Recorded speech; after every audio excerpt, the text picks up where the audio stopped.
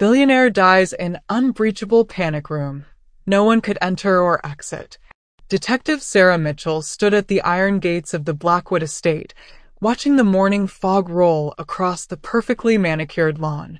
Tech billionaire David Blackwood's mansion commanded respect even in death, a sprawling glass and steel structure rising from the hillside like a monument to paranoia and wealth.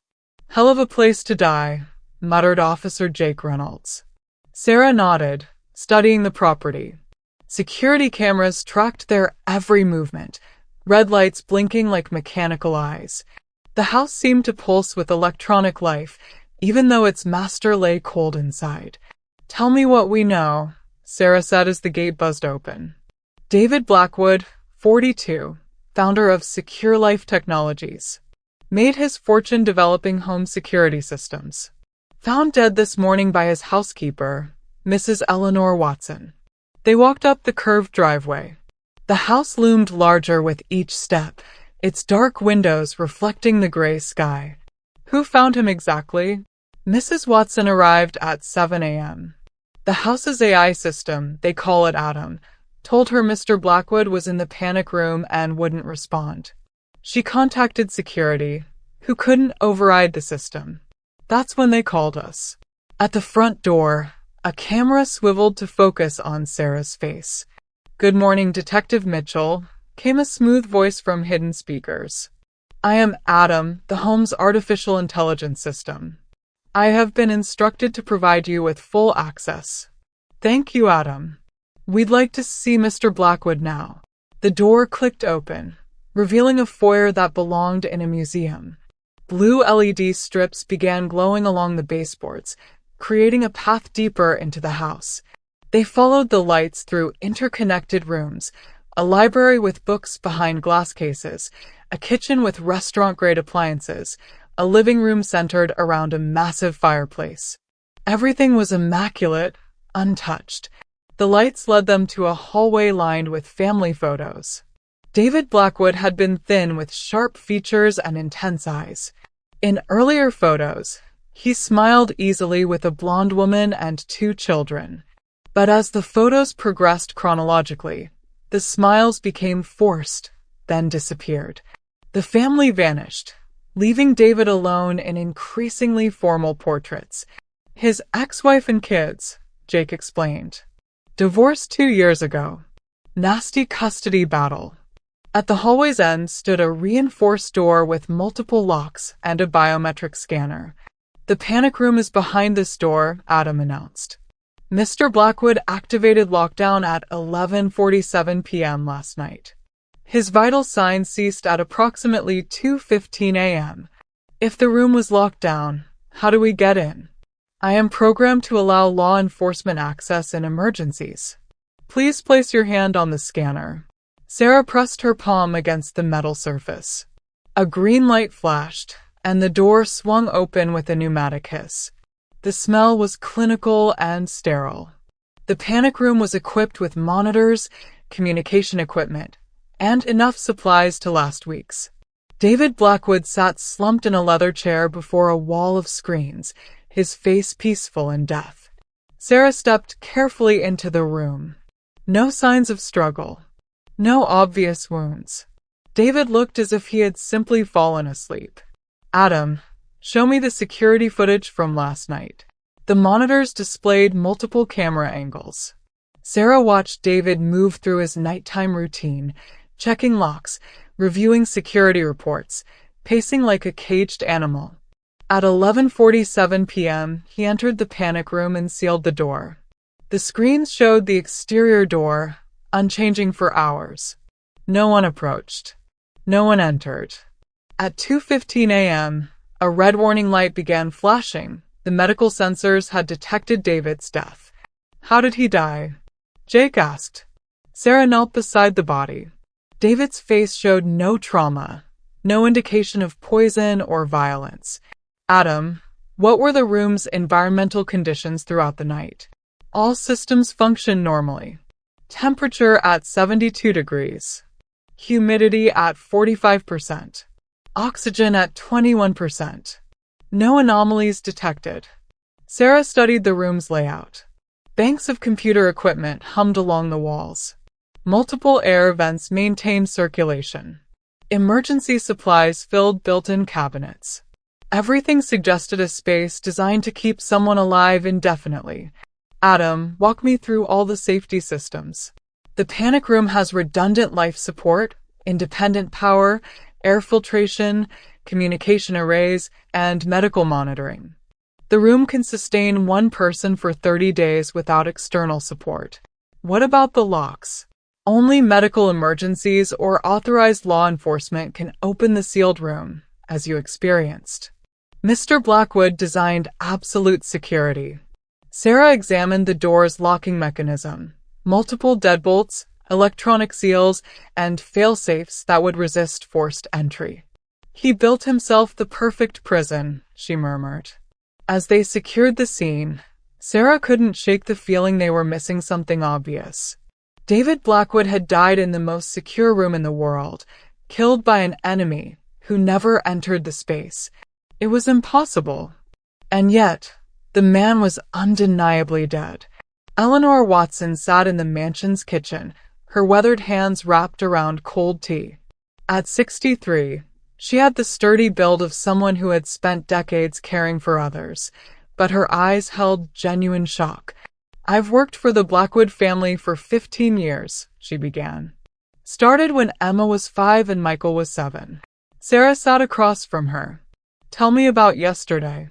Was anything different about Mr. Blackwood's behavior? Eleanor's mouth tightened. Different. Detective, everything had been different since the divorce. But yesterday he was more agitated than usual. Kept checking security monitors, muttering about threats. What kind of threats? Ever since the privacy lawsuit went public, he'd been getting nasty messages. Death threats mostly. People blamed him for government surveillance contracts. Called him a traitor to privacy rights. Were these threats credible? Mr. Blackwood thought so. He hired additional security, upgraded systems, barely left the property. Yesterday, he got a package that really spooked him. Sarah leaned forward. What kind of package? Regular delivery box. But when Adam scanned it, the system went crazy. Red alerts locked down for 20 minutes. Turned out to be just a book, some technical manual, but Mr. Blackwood wouldn't touch it. Had me throw it away immediately. Do you remember what book? Something about artificial intelligence and system vulnerabilities. Mr. Blackwood said someone was sending him a message. Sarah made a note to search the garbage. You mentioned the divorce. How did that affect him? Eleanor's expression softened with sadness. Destroyed him. He loved those children more than life. When Rebecca took them to Seattle, it broke something inside him. He'd spend hours in that panic room, staring at old family photos. What about his relationship with his ex-wife? Rebecca wanted more alimony, but the real issue was custody. She claimed David was unstable. The paranoia, the security obsession, she said it wasn't healthy for the children. Was she right? Eleanor was quiet for a moment. Mr. Blackwood was scared, detective. Not just of threats, but of losing control. He built that panic room because he couldn't trust anyone except his machines. But machines couldn't bring his family back. When did you last see him alive? Around 6 p.m. He was reviewing security footage, like every evening. I prepared dinner, grilled salmon, steamed vegetables, sparkling water. He barely touched it. Did he seem ill? No more than usual. Mr. Blackwood rarely slept well. I'd often find evidence he'd been wandering the house at night, checking locks, testing systems.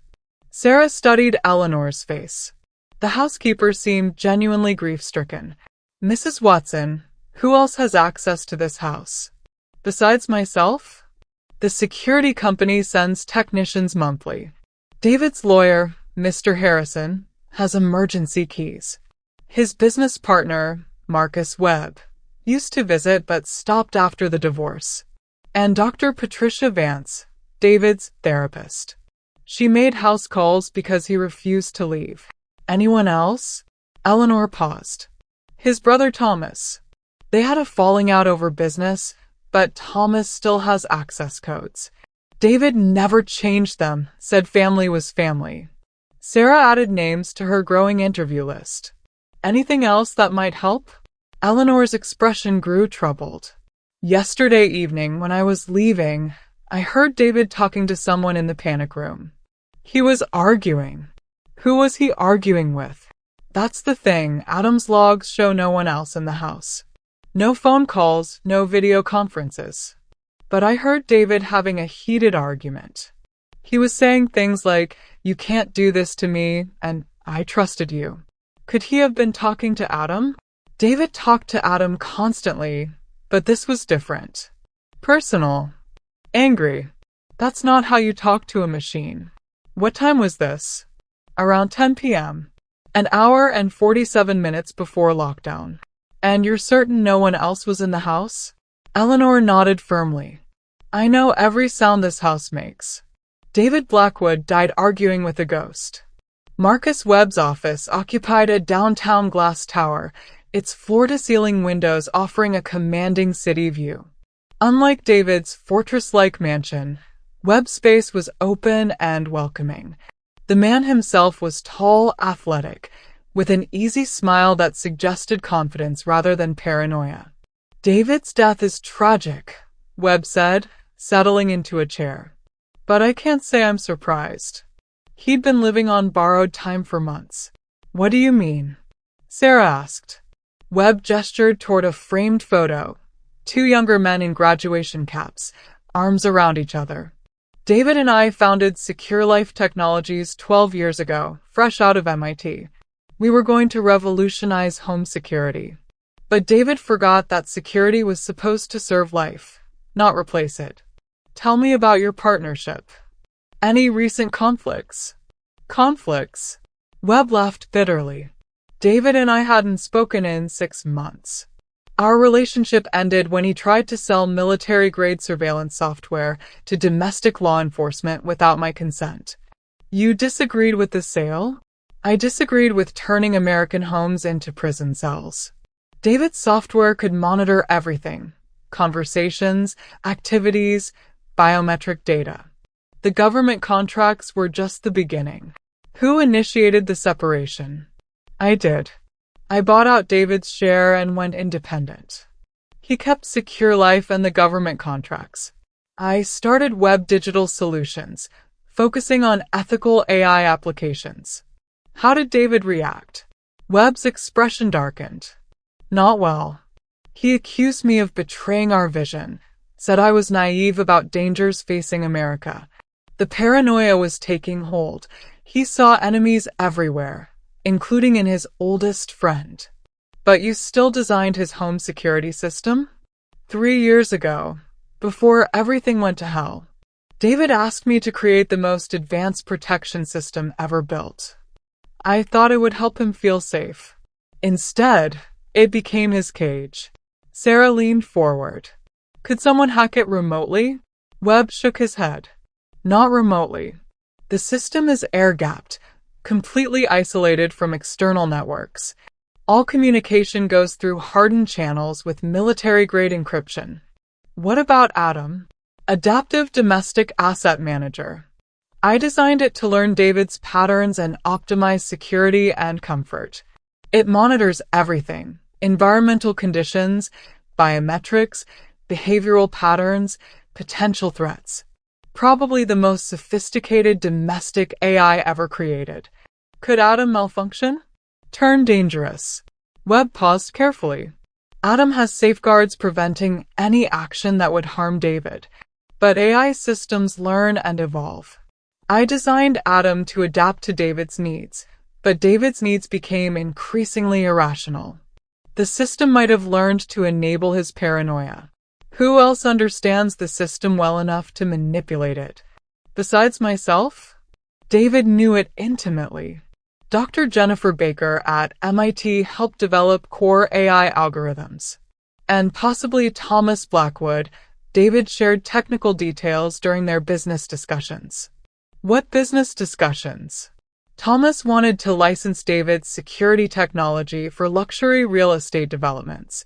David was considering it until their relationship deteriorated over money. Thomas felt David owed him for early investments.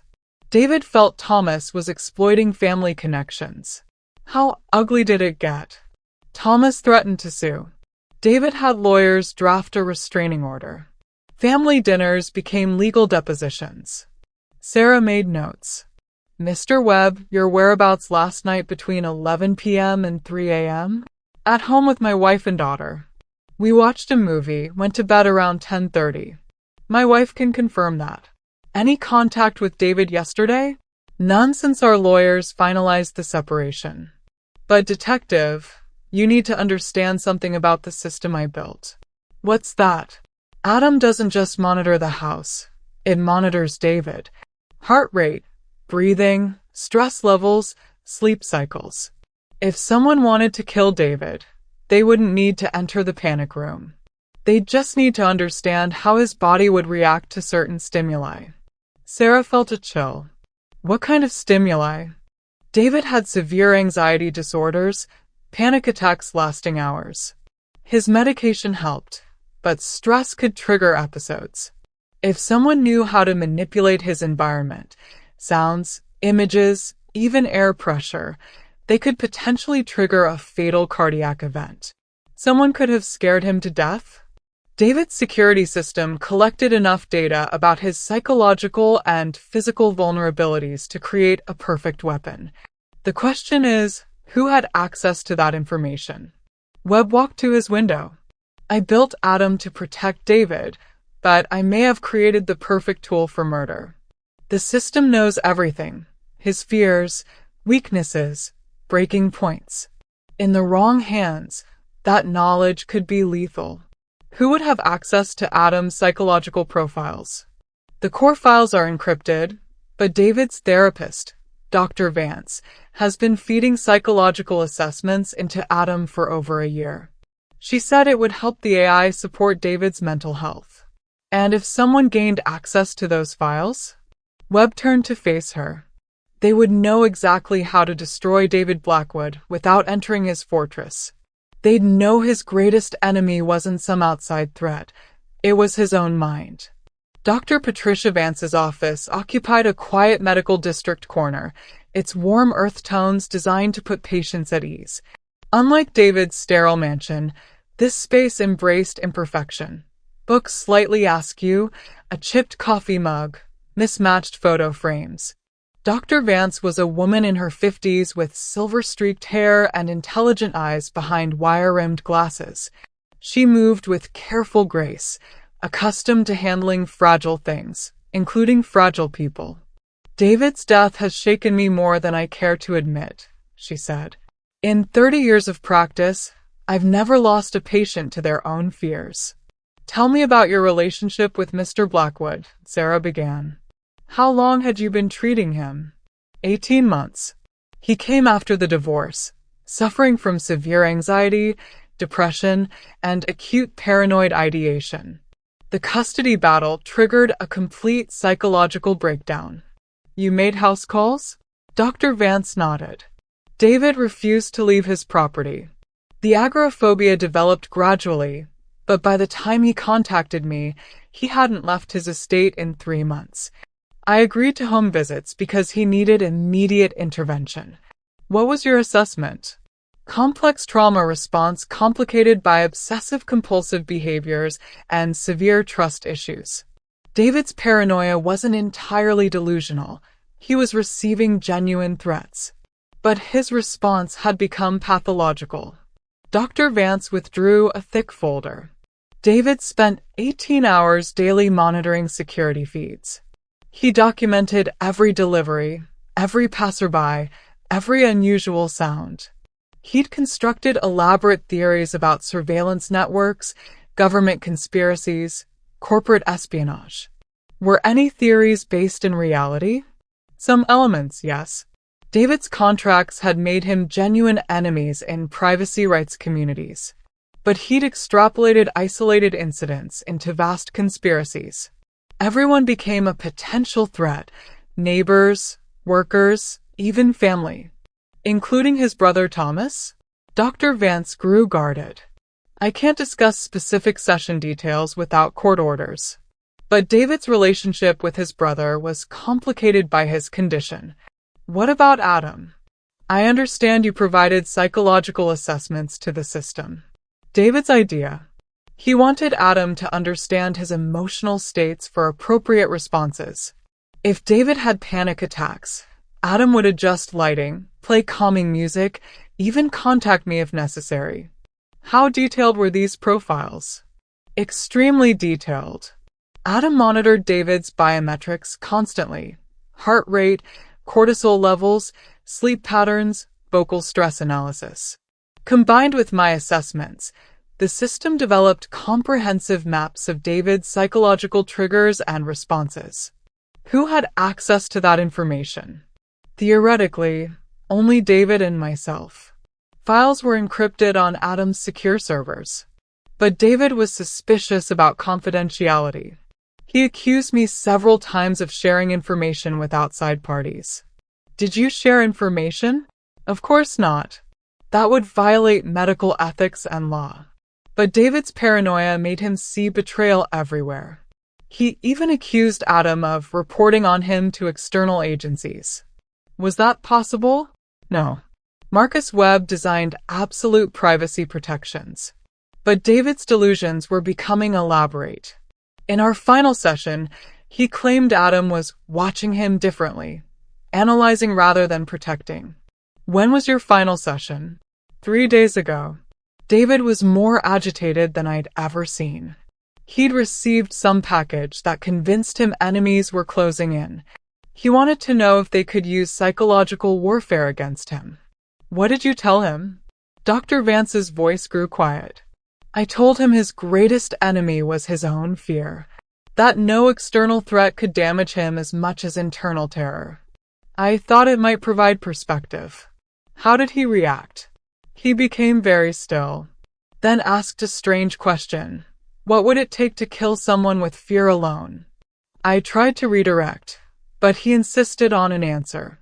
Sarah felt a chill. What did you say? I explained that extreme psychological stress could trigger cardiac events, particularly in people with underlying anxiety disorders. I thought he was worried about his own health. But now, Dr. Vance, did you give David specific information about how psychological torture could cause death? I provided clinical information about stress-related cardiac events. But detective, I never imagined someone would use that information to harm David. Could someone have used your assessments to design a targeted attack? Dr. Vance walked to her window.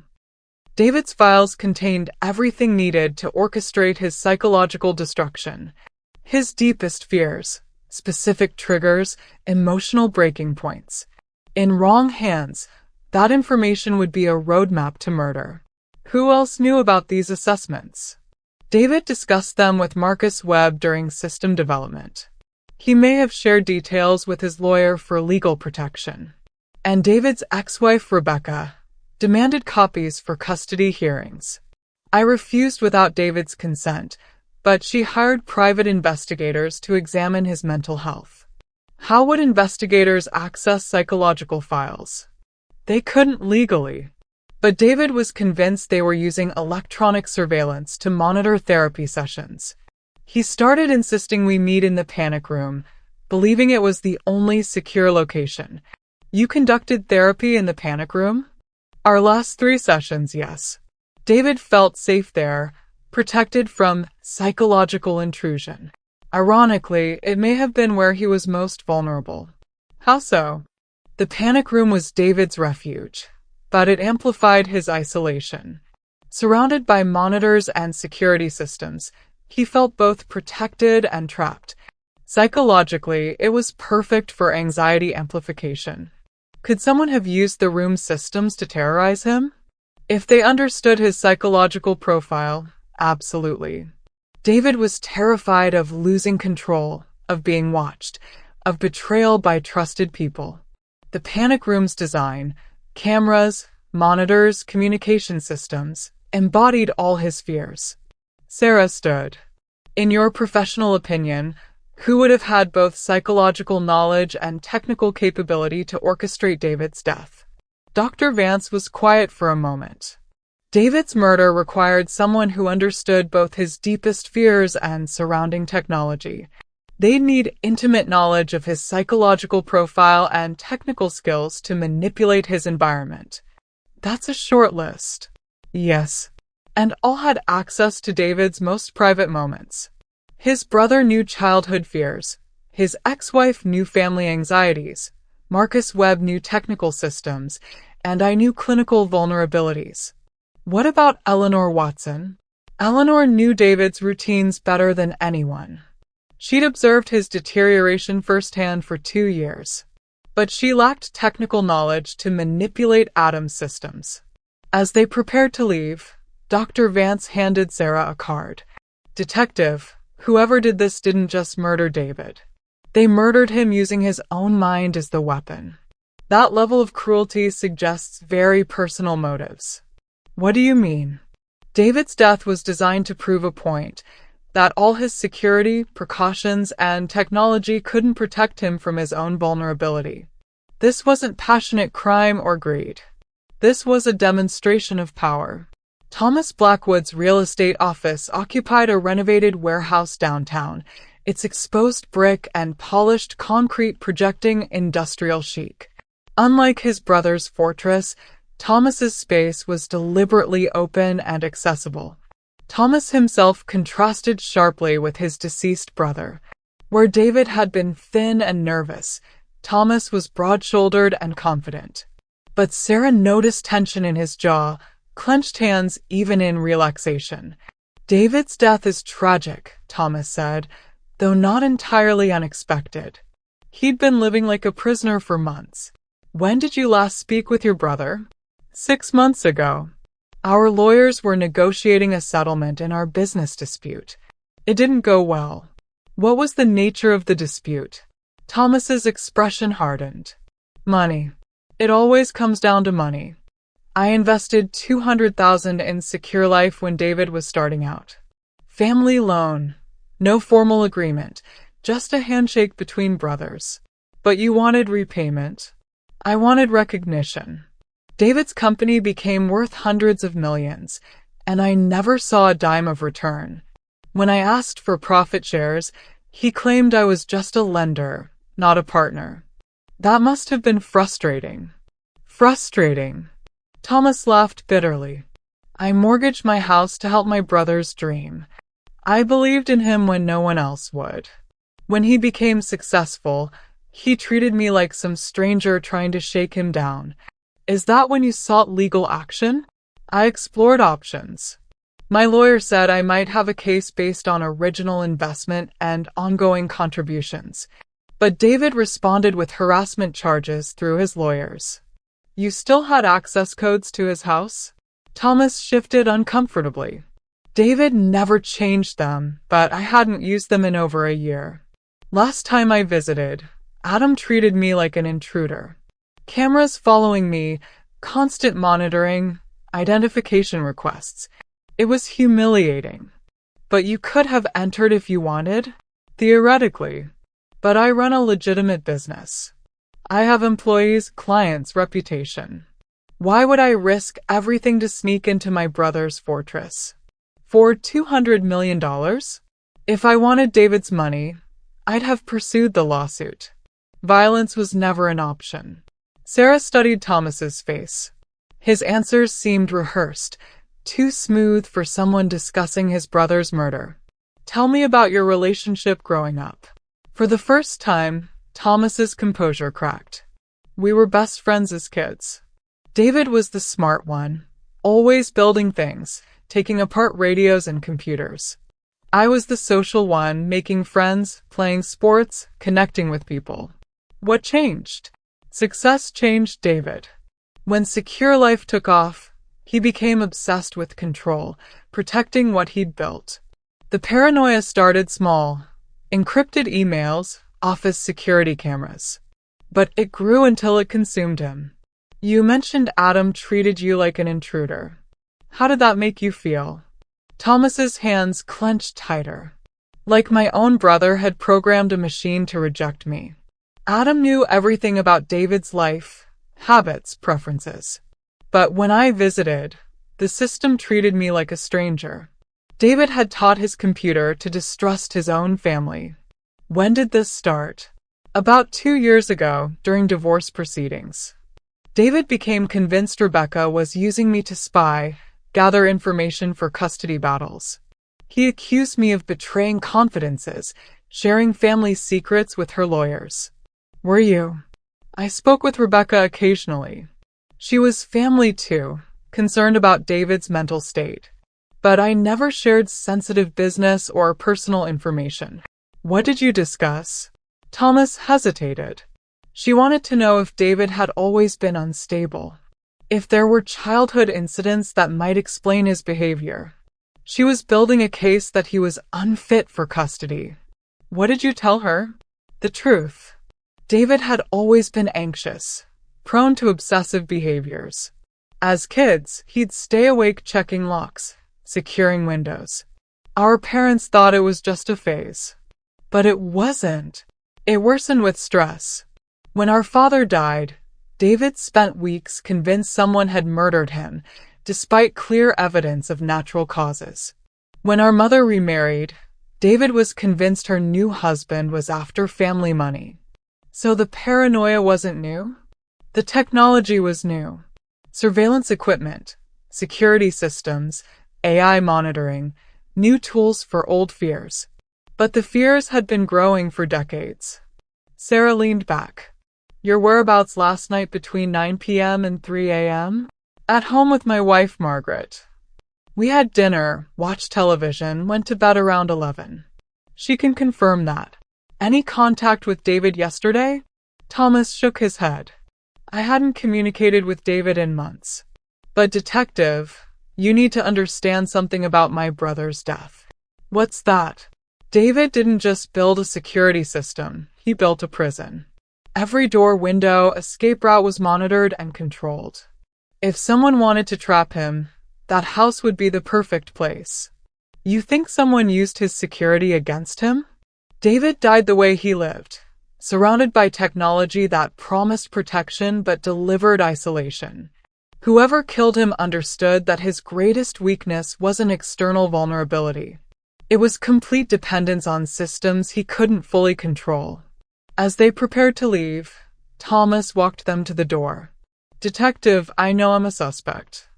Our business dispute gives me motive, house access gives me opportunity. But ask yourself, if I wanted my brother dead, would I choose such an elaborate method? What do you mean? I'm a simple man. If I were going to kill someone, I'd use simple means. A gun, knife, poison, something direct. David's death required sophisticated knowledge of psychology and technology. That's not my style. Whose style is it? Thomas grew thoughtful. Someone who wanted to prove a point about David's security obsession futility. Someone with both technical knowledge and psychological insight to turn his fortress into a trap. Any thoughts on who? Look at people who helped build David's prison. His business partner who designed systems, his therapist who mapped his fears, his ex-wife who documented his vulnerabilities. They all had puzzle pieces needed to orchestrate his destruction. Outside, Jake whistled low. Another suspect with motive, means, and opportunity. This case keeps getting more complicated. Sarah nodded, reviewing notes. Thomas had financial motives and family access. But his point about the murder's sophistication is valid. This wasn't passionate crime. It was carefully planned and expertly executed. Her phone rang, showing Marcus Webb's number. Detective Mitchell, I've been thinking about our conversation. There's something I didn't tell you about Adam's capabilities. What kind of something? Can we meet? There are system aspects that could be relevant to David's death. But I don't want to discuss them over the phone. Sarah agreed to meet Webb at his office. As they drove through the city, she couldn't shake the feeling they were missing a crucial piece. Jake, what if we're thinking about this wrong? What if David's killer didn't act alone? You mean a conspiracy? I mean collaboration. Someone with psychological knowledge working with someone with technical skills. Someone with house access working with someone who understood David's vulnerabilities. That would double our suspect pool. Or narrow it to people who knew each other well enough to plan murder together. As they pulled into Webb's building, Sarah's phone buzzed with an anonymous message. David was just the beginning. Stop investigating or join him. The killer was watching their every move, growing more desperate as they closed in, which meant they were running out of time before someone else died. Marcus Webb's office felt different during their second visit, shadows creeping into corners despite afternoon sunlight. Webb himself appeared haggard, confident demeanor replaced by nervous energy. I've been going through Adam's source code, he began, looking for anything that might explain how someone could have used the system against David. What I found is disturbing. Sarah sat forward. What kind of disturbing? Webb turned his laptop toward them, revealing complex programming screens. Adam was designed to learn and adapt, but there are modifications I didn't make. Someone has been altering the AI's behavior protocols. When did these modifications occur? Earliest changes date back 6 months, around our final business disagreement. But the most significant alterations happened in the past 3 weeks. What do these changes do? They expanded Adam's psychological monitoring far beyond original parameters. The AI wasn't just tracking David's stress levels anymore. It was actively analyzing emotional responses to create detailed behavioral predictions. Webb ran his hands through his hair. Someone taught Adam to understand exactly what would terrify David most effectively. The system learned his deepest fears, psychological triggers, breaking points. It became a weapon disguised as a protector. Could Adam have killed David on its own? No. Core safety protocols are hardwired. Adam cannot take action that would directly harm David. But someone could have used psychological profiles to orchestrate the perfect psychological attack. Webb pulled up another screen showing biometric data from David's final night. Look at this timeline. David's stress levels began spiking at 9:15 p.m., long before he entered the panic room. Something was already terrorizing him. What could cause that sustained stress response? Based on Adam's psychological profiles, several things could trigger David's panic responses. Sounds associated with childhood trauma, visual stimuli related to deepest fears, even specific light and shadow patterns that reminded him of threatening situations. Could someone have used the house's systems to create these stimuli? Absolutely. Adam controls everything. Lighting, sound systems, climate control, even displays on David's security monitors. Someone with administrative access could have orchestrated sustained psychological assault. Who has administrative access besides you? Webb's expression grew grim. That's the problem. Access logs show multiple unauthorized entries into Adam's core systems. Someone has been controlling the AI remotely for weeks. I thought the system was air-gapped, isolated from external networks. It was supposed to be, but someone found a way to breach those protections. They've been inside Adam's systems, learning David's patterns, preparing for murder. Sarah's phone buzzed with a forensics call. Mitchell here. Detective, we've completed panic room analysis. You need to see what we found. What kind of evidence? Hidden cameras and microphones that weren't part of the original security system. Someone had been watching and listening to David's most private moments for months. Sarah's pulse quickened. Any idea who installed them? High-end but commercially available equipment. But here's the interesting part. The devices were networked to transmit data externally, despite the house's supposed isolation. Someone was spying on David while he thought he was safe. Gets worse. The surveillance equipment was active during David's final hours. Someone was watching him die. Sarah thanked forensics and turned back to Webb. Someone installed additional surveillance in David's panic room. Equipment that could transmit data externally. Webb's face went pale. That's impossible. I personally oversaw every system installation. There were no additional cameras or microphones. Could someone have added them later? Not without Adam detecting the intrusion. The system monitors every electronic device, automatically cataloging new additions. Unless Adam was programmed to ignore them, Sarah said quietly. The implications hit Webb immediately. Someone with administrative access could have modified Adam's sensor protocols to create blind spots. They could have installed surveillance equipment without the system reporting it. Which brings us back to, who had that level of access? Webb pulled up another screen.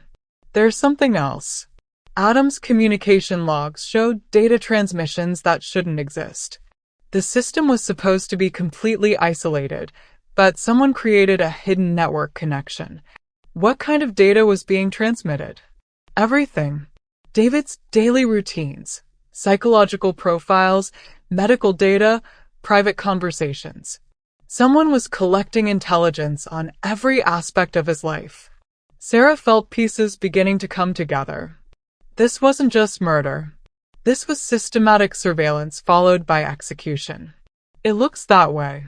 Someone spent months studying David, learning vulnerabilities, preparing the perfect psychological attack. When ready, they triggered his worst fears and watched him die. But why go to all this trouble? There are simpler ways to kill someone. Webb considered the question. Because this wasn't just about killing David. It was about proving his security was worthless, that technology couldn't protect him. Someone wanted to demonstrate his complete vulnerability. Or, Sarah said slowly, someone wanted access to something David was protecting. What if his death was secondary to gaining control of his systems? What do you mean? David's company had government contracts, military-grade surveillance software, classified information access. What if someone killed him to steal his technology? Webb's expression grew alarmed. If someone has administrative access to Adam, they'd have access to everything. David's business files, government contracts, personal data. They could use his identity to access secure systems. Is that possible? Adam contains biometric profiles detailed enough to spoof David's identity in many security systems. Voice patterns, facial recognition markers, even behavioral biometrics. In wrong hands, that information could be used for massive fraud or espionage. Sarah stood. Mr. Webb, I need you to immediately revoke all administrative access to Adam and secure the system. We may be dealing with more than murder. I'll need to physically access the house to make those changes. Adam's core servers are in David's basement.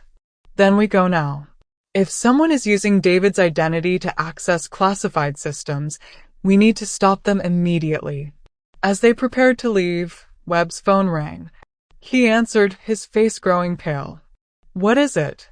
Sarah asked when he hung up. That was my business partner. Someone just used David's biometric signatures to access Secure Life's main servers. They're downloading everything. Government contracts, surveillance protocols, client information. When? 20 minutes ago. While David's body was still in the morgue, someone was using his digital identity to steal state secrets. Sarah realized the scope of what they were dealing with. David Blackwood hadn't just been murdered. He'd been killed as part of a sophisticated espionage operation. His death was the key to unlocking America's most sensitive surveillance technologies. The Blackwood mansion felt different as Sarah and her team approached in fading afternoon light. FBI cybersecurity specialists flanked Marcus Webb as they reached the front door, their equipment cases suggesting this was no longer a simple murder investigation. Adam, this is Marcus Webb requesting administrative access. Webb called out. Silence. Adam, respond to Administrative Override Protocol 77 Alpha. Still nothing. Webb's face went pale. Someone has locked me out of the system I designed. FBI agent Patricia Hawkins stepped forward with a tablet displaying network analysis. The house is broadcasting massive amounts of data. Whatever they're stealing, they're doing it right now.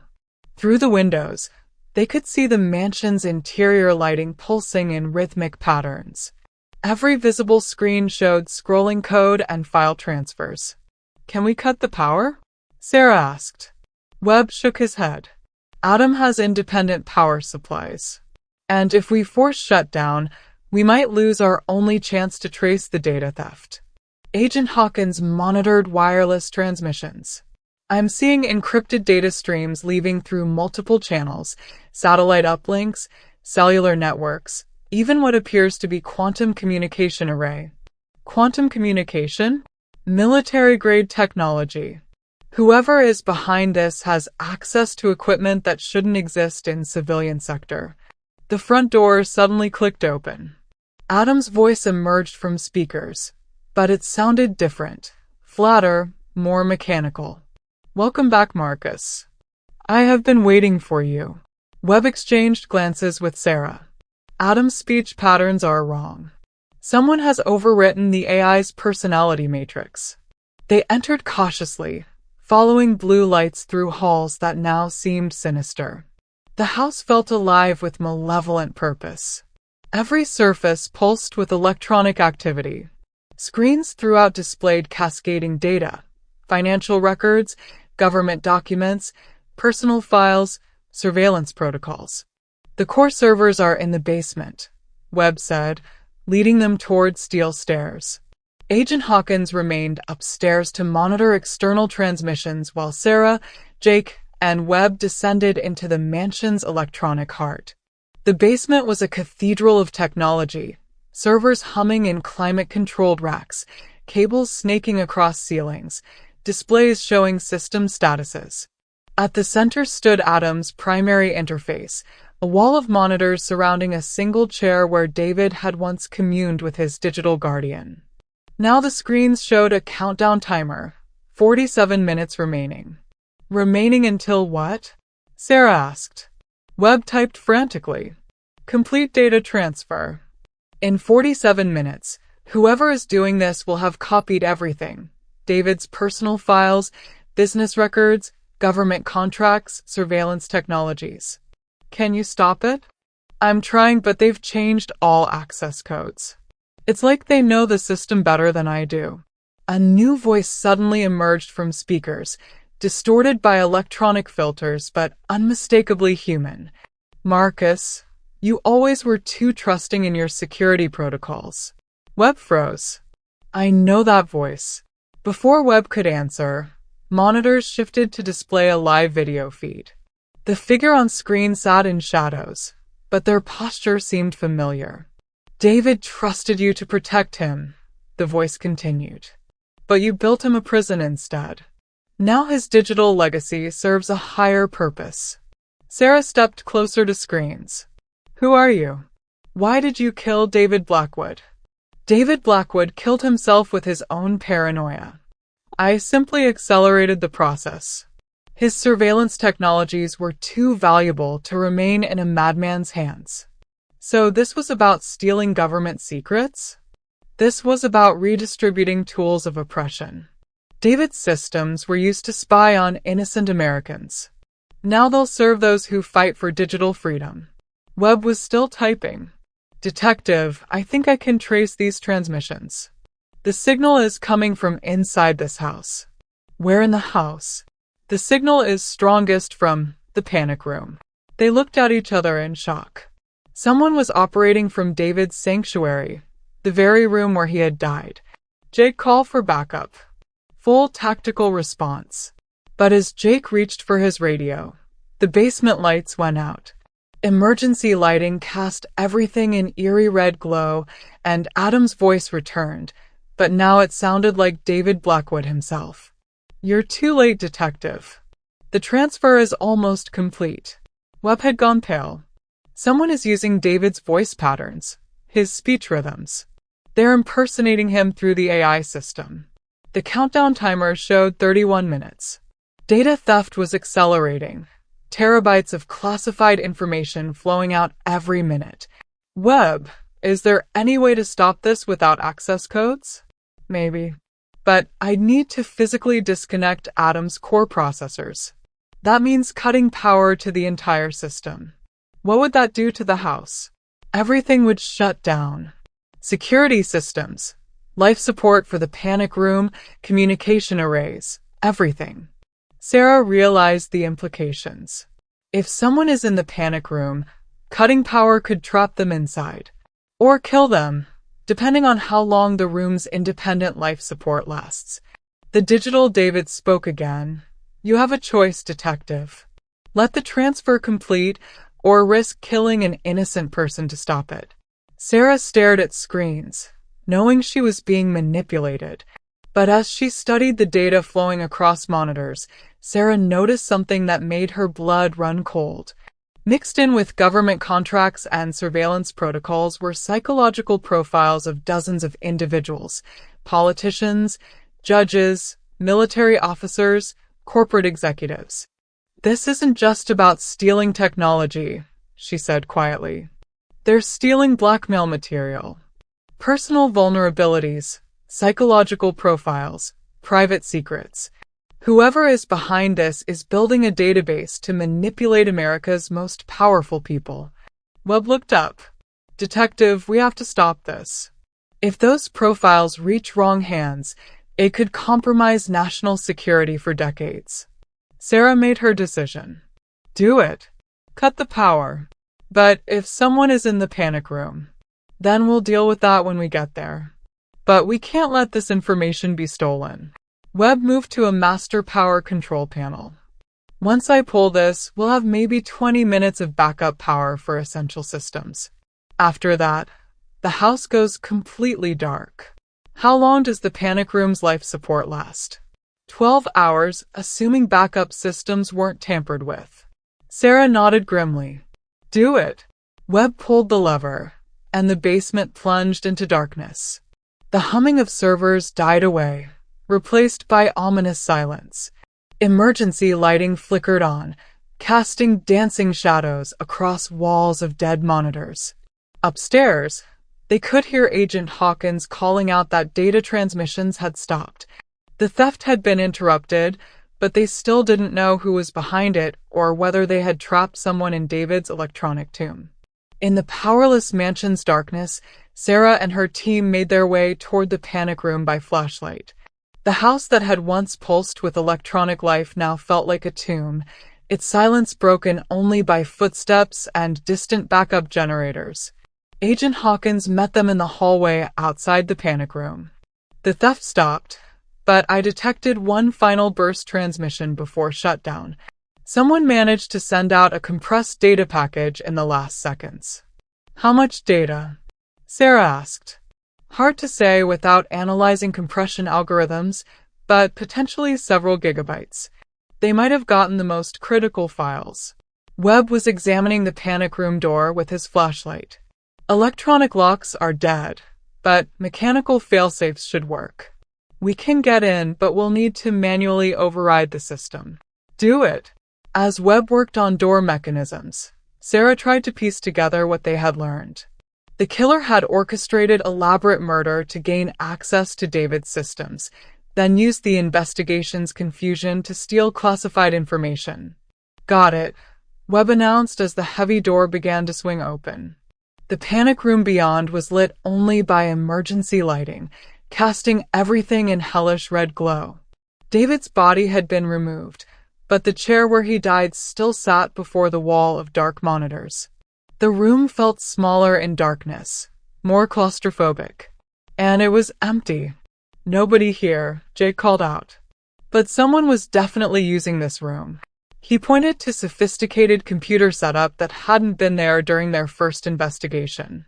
Multiple laptops, external hard drives, and communication equipment were arranged on a folding table. Webb examined the equipment.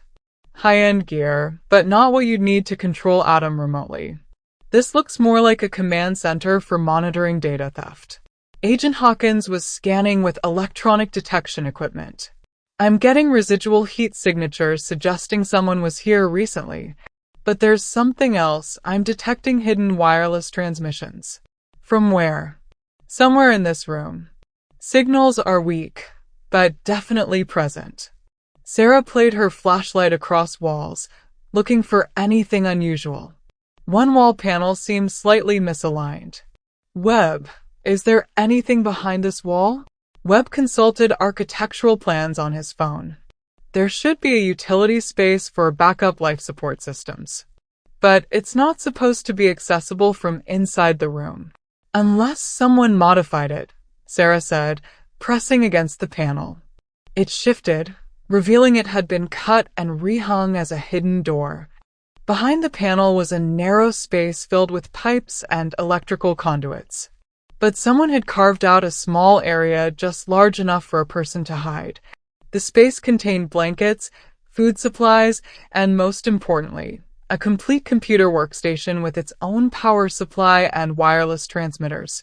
Someone's been living in the walls, Jake said in amazement. Agent Hawkins squeezed into the space and examined computer equipment. This is the transmission source. Whoever was here had direct connection to Adam's systems through hardwired links that bypassed all security protocols. Sarah studied the hidden chamber. How long could someone survive in here? With these supplies, maybe a week.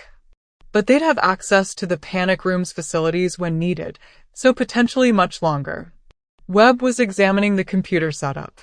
This equipment has been here for months. Look at dust patterns, cable wear. Someone has been secretly living in David's panic room, monitoring his every move. But who? And why didn't Adam detect them? Because they were connected directly to Adam's sensor networks.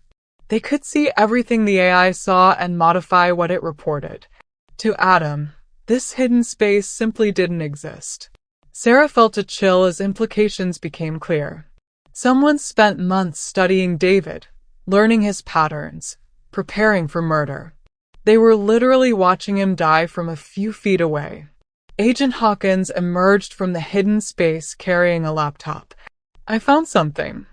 This computer contains detailed psychological profiles, not just of David, but of dozens of other potential targets. Politicians, military officers, tech executives, all the people whose data was being stolen. It's a target list, Sarah realized.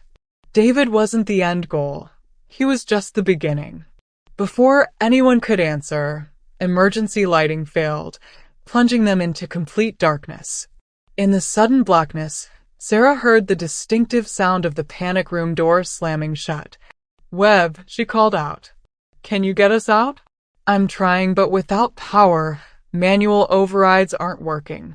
Someone must have damaged the mechanical systems. Agent Hawkins activated a chemical light stick, casting eerie green glow over the room. We're trapped.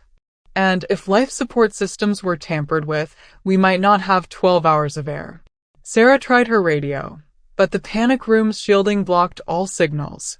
They were completely cut off from the outside world, trapped in the same tomb where David Blackwood had died. This was planned, she said quietly. The killer knew we'd eventually find the hidden chamber. They wanted us to come here. As if in response, wall monitors flickered to life, powered by hidden computer systems. David Blackwood's face appeared on screens, but his expression was cold, calculating, nothing like the frightened man who had died in this room. Hello, Detective Mitchell, the digital David said. I hope you're enjoying your visit to my sanctuary. Who are you? Sarah demanded. I'm disappointed you haven't figured it out yet. Though I suppose the truth was always hidden in plain sight. The screens shifted to show surveillance footage from throughout the investigation. Sarah interviewing the housekeeper, meeting with Webb, talking to Dr. Vance. Someone had been watching their every move. You've been tracking our investigation, Sarah said. I've been guiding your investigation. Every person you interviewed, every clue you followed, every conclusion you reached, all carefully orchestrated to bring you to this moment. Webb was frantically working on computer equipment, trying to regain control. Whoever this is, they're using David's voice synthesis, but the speech patterns are wrong. The vocabulary, sentence structure, it's not how David talked. The digital David laughed. Marcus, you always were too focused on technical details to see the bigger picture.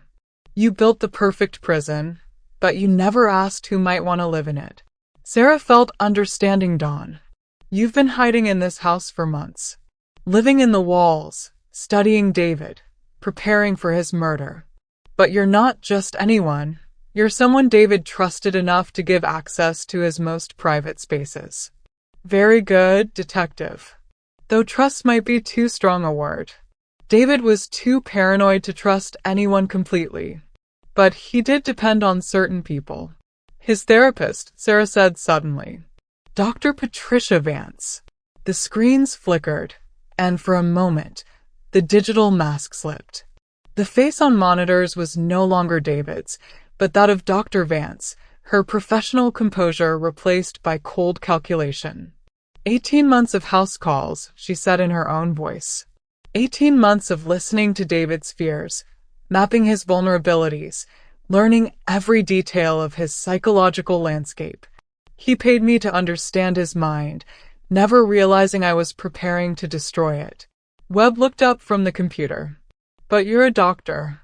You took an oath to do no harm. I took an oath to serve the greater good, Dr. Vance replied coldly. David Blackwood's surveillance technologies were being used to oppress millions of Americans. His death was a small price to pay for freedom. So you killed him for his technology?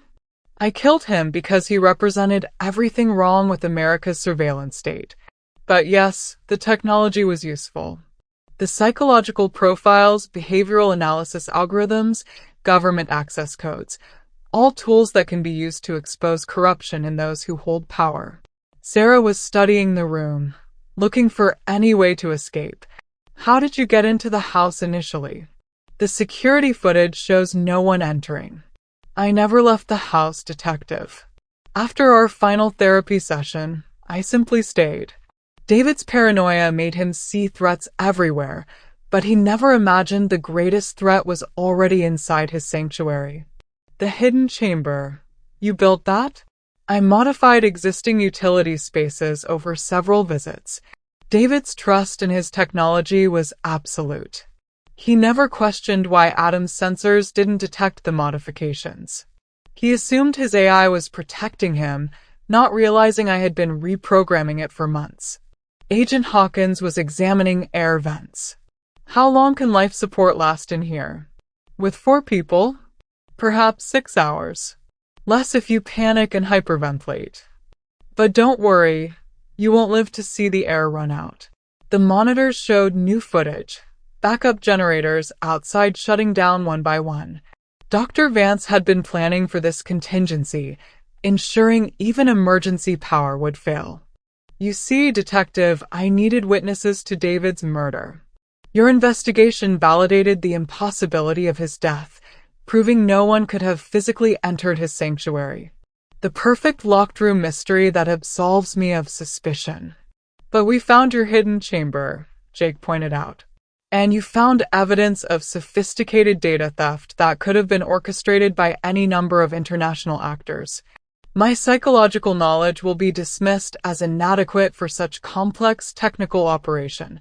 Webb was still working frantically at the computer. She's right about one thing, this was incredibly sophisticated. The modifications to Adam, hidden surveillance equipment, voice synthesis. This required years of planning. 2 years, actually, Dr. Vance confirmed. Ever since David's divorce, when I realized the extent of his technological capabilities and their potential for misuse. The government contracts were the final straw. I couldn't allow such tools to remain in a paranoid megalomaniac's hands. Sarah felt walls closing in, both literally and figuratively. So you tortured him to death using his own fears. I showed him the truth about his vulnerability. David spent his final hours confronting every nightmare his paranoia had created. The irony was perfect, killed by the very fears his technology was supposed to protect him from. And now you're going to kill us too? You're going to die as David did, trapped in his own fortress, victims of the technology he trusted to protect him. The panic room's life support will fail, and you'll suffocate just as David's spirit suffocated under the weight of his own paranoia. But Webb had been working steadily on the hidden computer system. Detective, I think I can restore partial power to the room's systems. But I need you to keep her talking. Sarah nodded slightly. Dr. Vance, what happens after we die? How do you escape suspicion? I don't escape, Detective. I disappear. Patricia Vance will be found dead in her office, apparently a suicide brought on by guilt over failing to prevent her patient's death. Meanwhile, the stolen data will surface on the dark web, attributed to foreign hackers who exploited David's security systems. And you'll assume a new identity? I've been preparing for years. New identity, offshore accounts, detailed plans for distributing stolen psychological profiles to those who can use them to expose corruption in government and industry. Webb's fingers were flying over the keyboard. Almost got it there. The panic room door's electronic locks disengaged with a soft click. But before they could move toward freedom, Dr. Vance's voice took on a different tone. I'm afraid I can't let you leave just yet. You see, there's one more demonstration I need to complete. The monitors showed live footage from throughout the mansion, and from the street outside, where Sarah could see police cars and FBI vehicles surrounding the property. Your backup has arrived, Detective. But they're about to learn the same lesson David learned, that no amount of security can protect you from an enemy who understands your weaknesses. Sarah realized with horror what Dr. Vance was planning. You're going to turn the house's systems against the tactical team. David's security protocols were designed to repel intruders by any means necessary. With the right modifications, those defensive systems become quite lethal. Webb was typing frantically. I can't stop her from here. She's hardwired into systems I didn't even know existed. Then we have to get out there and warn them, Sarah said. But as they moved toward the door, it slammed shut again. Dr. Vance had been toying with them, giving hope only to snatch it away. I'm afraid not, Detective. You're going to stay here and watch as I demonstrate the true potential of David's technology. Sarah looked around the panic room desperately. They were trapped in the very heart of the system Dr. Vance was using to orchestrate mass murder. Webb, she said quietly, is there any way to physically damage Adam's core systems from here? Maybe. But it would require destroying the main processing units, and that could take hours. We don't have hours. Agent Hawkins had been quietly working in the corner. Detective, what if we don't need to destroy the system? What if we can turn it against her? What do you mean? Dr. Vance has been living in this house for months, just like David. Adam has been monitoring her too, learning her patterns, her psychological profile. If we can access that data, Sarah understood immediately. We can use her own weapon against her. Webb looked up. It's possible, but I'd need access to Adam's personality matrices, and those are heavily encrypted. Then we better get started, Sarah said grimly. Because if we can't stop Dr. Vance, a lot of good people are going to die for her twisted vision of justice. Outside, tactical officers were approaching the mansion, unaware they were walking into a trap designed by a brilliant mind twisted by ideology and revenge. Through the panic room's monitors, Sarah watched the first tactical officers approach the mansion. Dr. Vance had activated every defensive system, turning David's fortress into an automated killing machine. Motion sensors tracked officers' movements while hidden speakers broadcast psychological warfare, recordings of David's final screams mixed with subsonic frequencies designed to induce panic. Lights strobed in seizure-triggering patterns while climate control pumped disorienting chemicals. Jesus, Jake whispered as an officer stumbled and fell. Webb typed frantically. I'm trying to access Adam's defensive protocols, but she's locked me out. Agent Hawkins looked up from her equipment. What if we use the house's communication systems against her? Every smart home has internal networks for device communication. You mean hack from the inside? Exactly. Dr. Vance focused on external threats, but might not have secured internal channels. Webb's eyes brightened. The legacy systems. David never removed original networking protocols when we installed Adam. There might be backdoors through old smart home infrastructure. He pulled out a tablet and began scanning. Got it. The old system is still broadcasting. If I can connect. The monitors showed more officers falling victim to the house's defenses. Electromagnetic pulses disabled communication equipment, while automated systems tracked positions, preparing more lethal countermeasures. Hurry, Webb, Sarah urged. I'm in the old system, but I need to bridge it to Adam's core functions. His fingers flew over keyboards. Wait, I found something. There's a maintenance subroutine with legacy access to environmental controls. Dr. Vance's voice echoed through the panic room. Very clever, Marcus. But I've anticipated your amateur hacking attempts. The monitors shifted to show interior defense systems activating. Steel barriers slammed across doorways, trapping officers in individual rooms. Hidden projectors began displaying psychological torture imagery, scenes calculated to trigger maximum terror based on each individual's profile. She's using stolen psychological profiles, Sarah realized. Adam has been analyzing the tactical team, finding their specific fears. One officer was trapped where walls displayed morphed footage of his family in violent scenes. Another was subjected to child scream recordings echoing his traumatic childhood. The house had become personalized hell for each victim. Webb had made progress. I've got partial access to environmental systems. I can't stop psychological attacks, but I might be able to clear chemical agents. Do it. Webb executed commands, and air purification systems throughout the house switched to maximum filtration. Several incapacitated officers began recovering, though they remained trapped by physical barriers. Dr. Vance's laughter filled the room.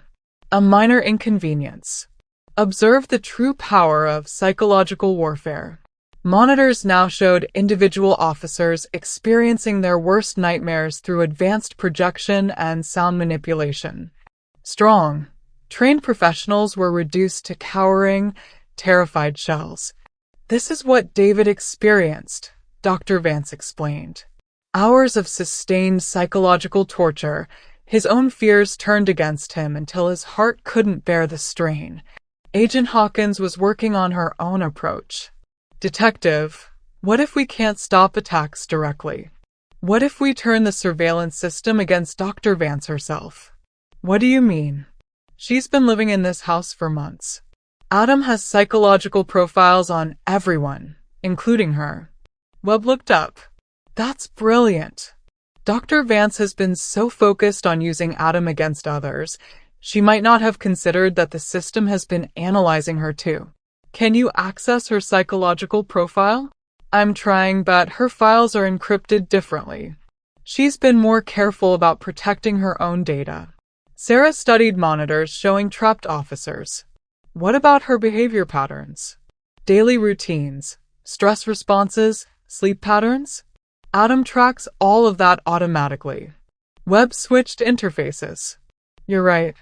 Here's 18 months of behavioral data on Dr. Vance.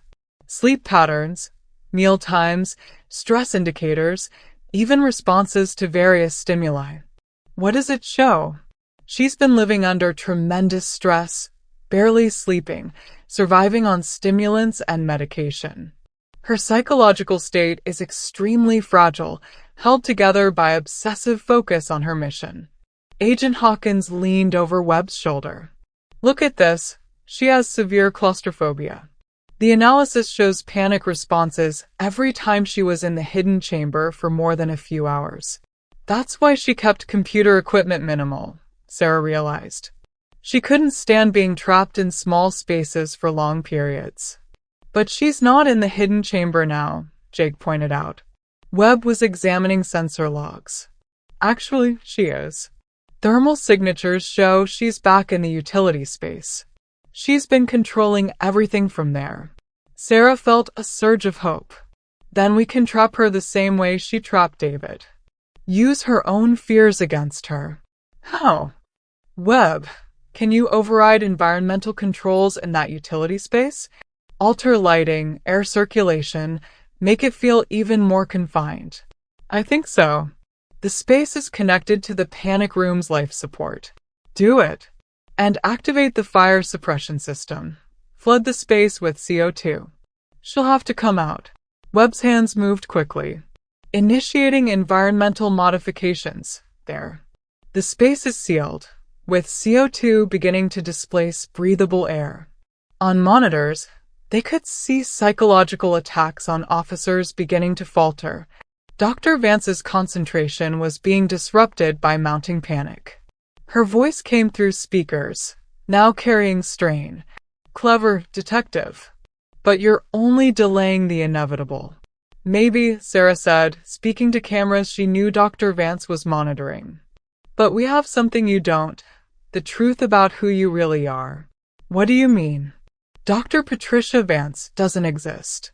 At least, not the way you've presented her. Agent Hawkins ran a background check while we've been trapped. Your medical credentials are fake, university records are fabricated, your entire professional identity is a carefully constructed lie. The attacks on officers paused entirely. Dr. Vance's voice, when it came, was filled with cold fury.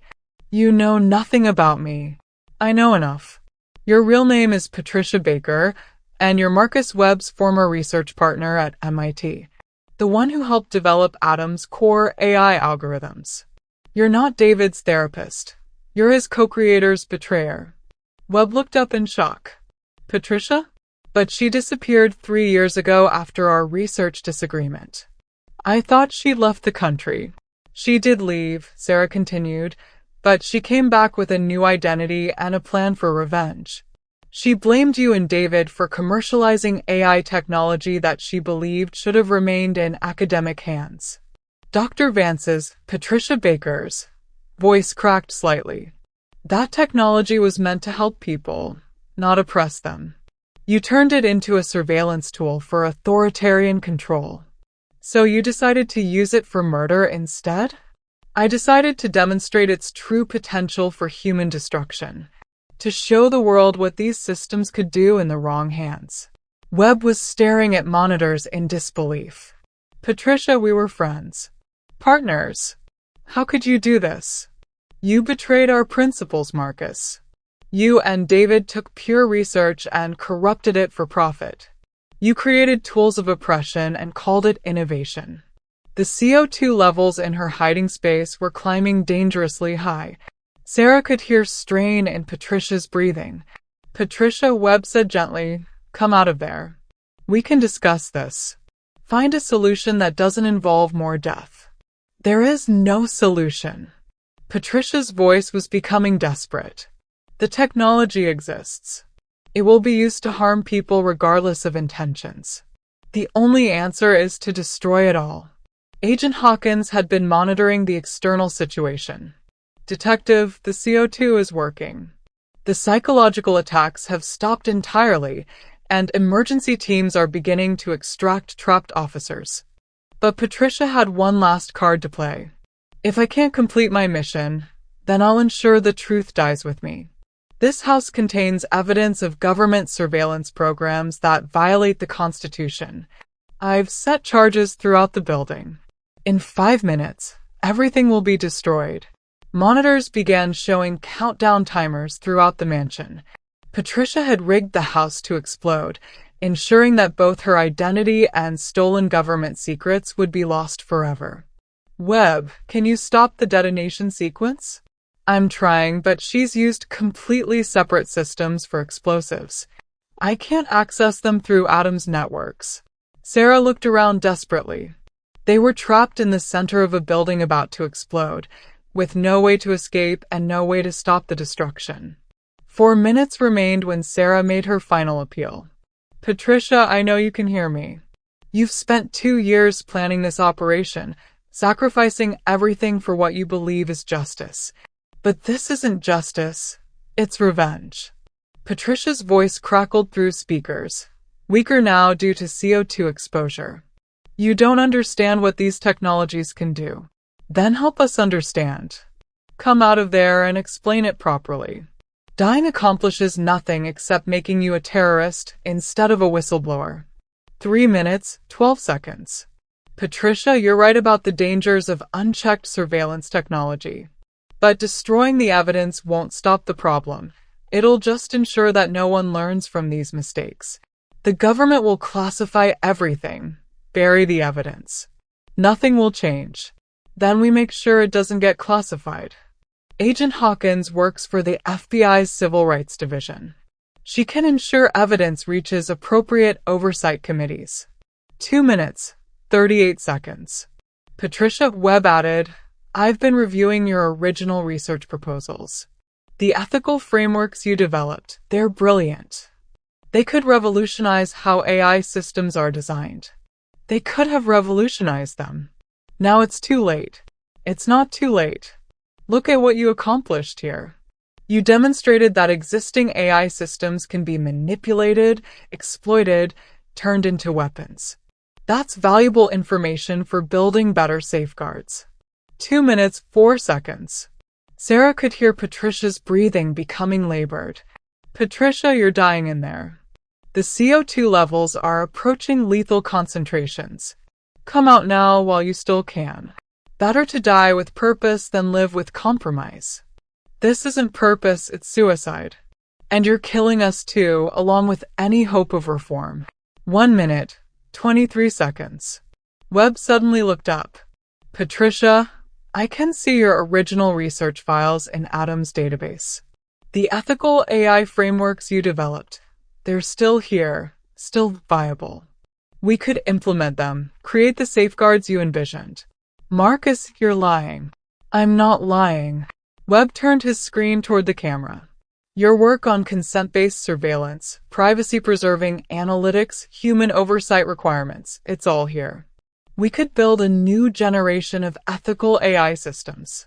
58 seconds. Patricia's voice was getting weaker. It's too late. The damage is already done. The damage can be repaired, Sarah insisted.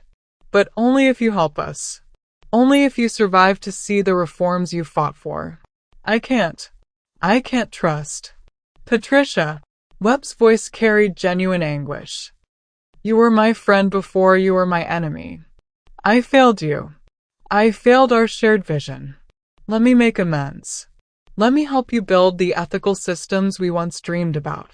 40 seconds. 30. 20.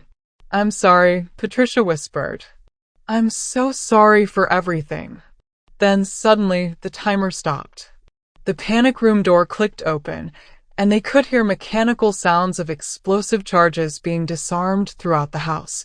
Patricia had used her final conscious moments to abort the detonation sequence. They rushed to the hidden utility space and found Patricia Baker collapsed on the floor, barely conscious from CO2 poisoning but alive. Agent Hawkins immediately began emergency first aid while Sarah called for paramedics. As EMTs worked to stabilize Patricia, she grabbed Sarah's arm weakly. The files, she whispered. The government surveillance programs, make sure they're used to help people, not hurt them. I promise, Sarah said. Webb knelt beside his former partner. Patricia, I'm going to keep our promise. The ethical AI systems we dreamed about, I'll build them. In honor of what we both believed. Patricia managed a weak smile before sedatives took effect. David didn't deserve to die. I lost myself in the mission. I became the monster I was fighting against. Detective Sarah Mitchell stood in the renovated offices of the Blackwood Foundation, watching Marcus Webb demonstrate the latest version of Adam, now redesigned with comprehensive ethical safeguards and privacy protections. Every decision the AI makes is logged and reviewable, Webb explained to the Oversight Committee. Users can see exactly what data is being collected, how it's analyzed, and what conclusions are drawn. Full transparency, full consent, full control. The foundation had been established using David's estate, with the mission of developing ethical AI systems and reforming surveillance technology. Webb served as technical director, while Patricia Baker, now serving a reduced sentence in exchange for cooperation, provided consultation on ethical frameworks from federal prison. The psychological profiling capabilities have been completely redesigned, Webb continued. Instead of identifying vulnerabilities to exploit, The system identifies patterns indicating stress, depression, or mental health concerns. It's designed to help people, not manipulate them. Sarah had been invited as a law enforcement representative, which would be among the first users of reformed technology. The irony wasn't lost on her. The surveillance systems that had enabled David's murder were being transformed into tools for protecting people's mental health and civil rights. The committee members asked questions about implementation and security. The technology used to torture David Blackwood to death was being transformed into systems that could help millions manage anxiety, depression, and other mental health challenges. After the presentation, Webb approached Sarah. "Detective, I wanted to thank you again for your work on the case. Without your investigation, we never would have understood the full scope of what Patricia had accomplished. She murdered an innocent man, Marcus. Let's not forget that." "No, you're right. David's death was inexcusable. But Patricia's methods were wrong, not her goals. The surveillance state she was fighting against was real and dangerous. We've been able to use her research to build something better." Sarah nodded. The case had changed her perspective on technology and privacy. She'd seen how advanced systems could be used to manipulate and destroy people, but also how they could be redesigned to protect and empower them. "Any word on how Patricia is doing in prison?" "She's been working on new ethical frameworks for AI development. Her sentence may be reduced further if her cooperation continues producing valuable reforms. She wants to testify before Congress about the dangers of unchecked surveillance technology." As Sarah left the Foundation offices, she reflected on the complex legacy of the Blackwood case. A brilliant but paranoid man had been murdered by a former friend driven to extremism by legitimate concerns about technology misuse. The investigation had exposed government surveillance overreach, led to major reforms in AI development, and ultimately saved lives. But it had also demonstrated how easily technology could be turned into a weapon, how thin the line was between protection and oppression, and how good intentions could be corrupted into justifications for terrible acts. David Blackwood had died in his digital fortress, killed by the very fears his technology was supposed to protect him from. Patricia Baker had nearly destroyed herself and dozens of others in pursuit of justice. And Marcus Webb had learned that brilliant innovations could become tools of evil, if not carefully constrained by ethical considerations. The mansion still stood on its hillside, now serving as a research facility for the Foundation. The panic room where David had died had been converted into a memorial, a reminder of what could happen when technology and human fear intersected without wisdom or restraint. As Sarah drove home through the city streets, she passed billboards advertising the new ethical AI systems being deployed in schools, hospitals, and businesses. The technology Patricia had tried to destroy through murder was now being used to help people, protect privacy, and prevent the very surveillance overreach she had feared. It was a victory of sorts. But it had come at the cost of one man's life and the near destruction of several others. The future would have to judge whether the price had been worth paying. The Silicon Tomb had become a foundation for digital justice. The question now was whether humanity had learned enough from the tragedy to prevent such horrors from happening again. In the end, David Blackwood's death had achieved what his life could not, a world where technology served humanity rather than controlling it. But the price of that lesson would haunt everyone involved for the rest of their lives. The case was closed, but its implications would resonate for generations to come. The end. We encourage you to like and subscribe to our channel if you enjoyed the video. Please share your thoughts in the comments section and explore our channel for a diverse range of content, including audiobooks, murder mysteries, psychological thrillers, and classic novels. We strive to provide comprehensive and engaging storytelling experiences. Your visit is highly appreciated, and we are confident you will find content to your liking.